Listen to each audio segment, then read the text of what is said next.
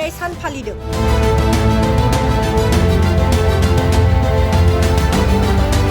जिगुजौ 98 मायथाइनि 19 एप्रिल एबा दिनैनि बे सानावनो बर' हारिनि थरसे हाथरखि मुंख्लं फोरदाना दैमारिया मेगन गोसा सुथुरनि आखायाव जिउ खोमाना लानो गोनां जादोंमोन। बै समनि बोखावजायै दरं जिल्ला दुलाराय बर' फरायसा आफादनि आफादगिरि बिबान रुजुनना खामानि मावनाय समावनो सुथुरनि आखायाव जिउ बावनो गोनां जायो बिथां मुंख्लं फोरदाना दैमारिया। बिथां गेदेमाया बर' हारिनि गेजेराव होलांनाय बिहोमाखौ गोजोरै लाखिनाय लोगोसे मुंख्लंनि नखरखौ थुलुंगा होनाय थांखिजों अदालगुरि जिल्ला दुलाराय बर' फरायसा आफादनि बानजायनायाव लोगोसे फानेरि दखरा एबसु फोरदाना ट्रास्ट जथायै दिनैनि बे सानखौ मुंख्लं सान महरै फालिबोबाय थानायखौ नुनो मोननाय जादों। दिनैबो फिन मुंख्लं फोरदाना दैमारिनि जोनोम गामि सोमलिगुरियाव मोनसे हाबाफारिनि गेजेरजों 28थि मुंख्लं फोरदाना दैमारिनि थैनाय सानखौ मुंख्लं सान महरै फालिनाय जायो। एबसुनि गोथार आरज मेथाइखौ रोजाबनायनि उनाव आफादनि गोमो गाबनि फिरफिलाखौ बिरहोनाय मुंख्लंनि खाम्फायाव बिबार बावनाय बायदि हाबाफारि लानायखौ दिनैनि बे बुब्लियाव नुनो मोननाय जायो। दिनै 19 एप्रिल बैसाग दाननि 5 अक्ट'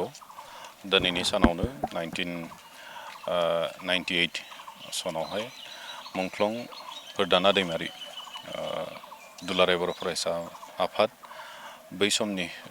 बोखावजायै दरं जिल्लानि आफादगिरि बिबानाव थाबाय थानाय समावनो माखासे उदखारिफ्रा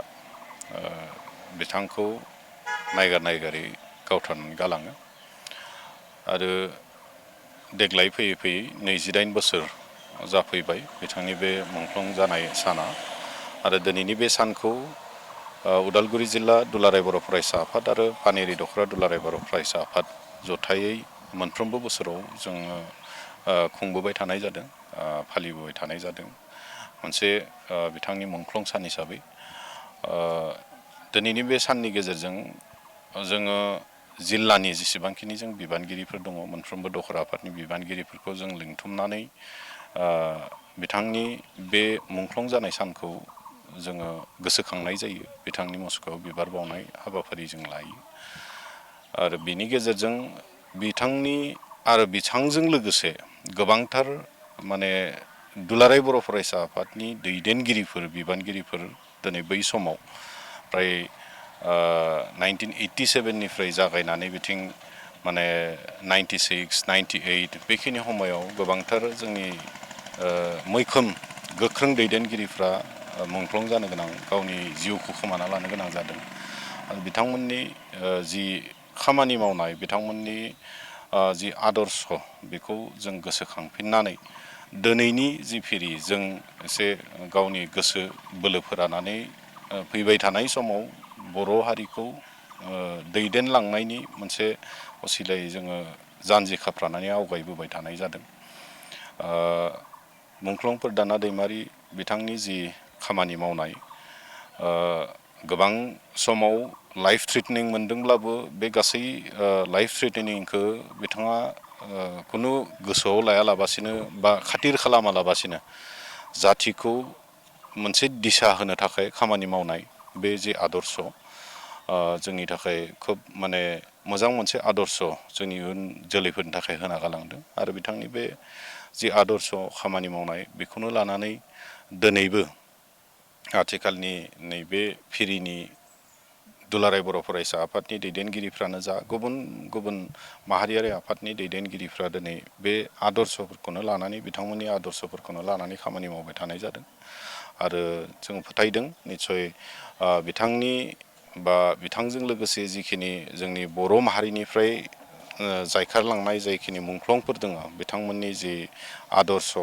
बड'फानि जि मोनसे बर' हारिखौ प्रिथिबियाव मोनसे गेरेमसा हारि हिसाबै गायसननायनि जि मोनसे सिमांमोन बे सिमांखौनो थांखिखौनो जाफुंहोनो थाखाय मोगथां महर होनो थाखाय बे मुंख्लं फोरदाना दैमारि बिथांमोना अहरह जुजिदों नांथाबदों जाथिखौ मोनसे मोजां दिशा होनो थाखाय आवगायदोंमोन आरो बे आवगायलांनायाव बिथांमोननि जि साहस जि आदर्शफोर बे आदर्शफोरा जोंनि थाखाय हदाय मोनसे रे अफ हप आरो मोनसे आरेव बायदियै जोंनो लामा दिन्थिनायखौ जोङो मोनदों दा बेखाय दिनैनि नैबे बुब्लियाव बिथांनि सोरगोआरि जिउमानि थाखाय गसाइनिसिम आर'ज गाबदों जाहाथे बिथांनि सोरगोआरि जिउमाया आलो गोजोनै थानो हाथों आरो न'खरनि बिसि बिथांहा दङमोन फिसाजो सासे बिथाङा थालांदों बे फिसाजोआबो दिनै उदालगुरि जिल्ला दुलाराय बर' फरायसा आफादनिनो लोगो थुनलाइ नेहाथारि बिबानाव दङ जोंनिनो फेल' कलिग आरो लोगोसेनो बाय बाहागि साफ्रोमनिसिमबो गोसो सिंनिफ्राय जों कन्डलेन्स जासिदों दिनैनि बे साननि गेजेरजों खोब माने बैसागु फोरबोनि रंजानाय मोनसे बोथोर बिनि गेजेरावब्लाबो जोङो नैबे दुखुनि सानखौ जोङो फालिदों आरो बिनि गेजेरजों जोङो आथिखालनि जिखिनि फिरि जोङो जानजि खाफ्रादों बिथांनि आदर्शखौ लानानै जोङो आवगायलांनो थाखाय